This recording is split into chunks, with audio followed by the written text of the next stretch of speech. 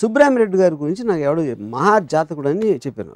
ఎందుకు మహాజాతకుడు? ఎంత డబ్బు ఉన్నాయని ఏం ఇల్లు ఉంది అసలు. సుబ్రహ్మరెడ్డి గారి ఇల్లు ఉంటే జూబ్లీ హిల్స్లో రోడ్ నెంబర్ 1 బంజారా హిల్స్లో నాగేశ్వరరావు గారికి చూడటానికి వచ్చిన టూరిస్ట్ బస్సులన్నీ ఆయన ఇంటికి ఉంది. ఎందుకంటే his house was looking better than Nageshwar.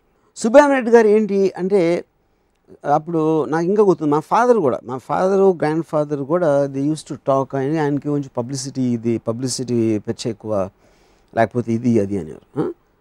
వీళ్ళు అంటే సుబ్రహ్మణ్యం గారి గురించి మాట్లాడు. నేను మా నాన్నగారు వెస్పా స్కూటర్లో వెళ్తారు, సుబ్రహ్మరెడ్డి గారు మర్సిడీస్ బండి వెళ్తారు.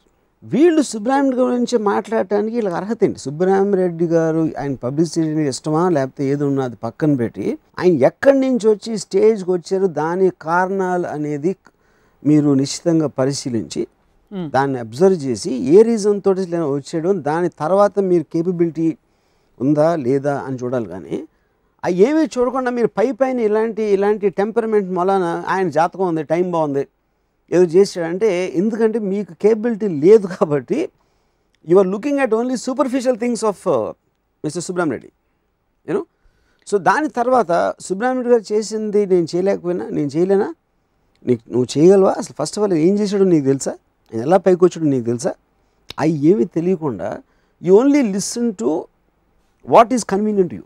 బట్ ఆన్ దిస్ ఎందుకంటే టైం బాగుంది పైకి వచ్చేసాడు అనేది easiest explanation ఎవరికోసమైనా.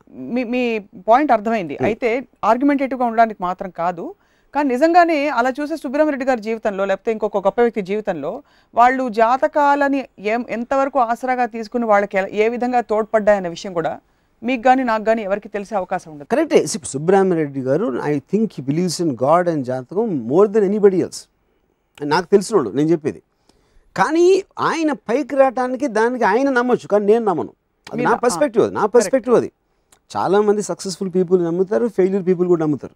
And same thing related to God. మీరు ఇందాక ఇది చెప్పాను కదా, నేను జాతకం ముహూర్తాన్ని నమ్మని నాకు హిట్లు వచ్చినాయి, నమ్మే వాళ్ళకి ఫ్లాప్స్ వచ్చినాయి.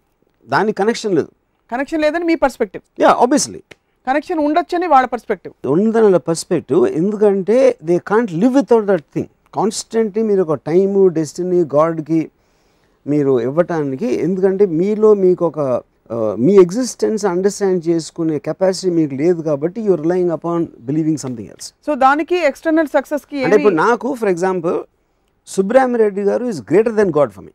ఎందుకంటే దేవుణ్ణి అందరూ పూజిస్తారు, అందరూ సుబ్రహ్మణ్యం రాలేదు కదా.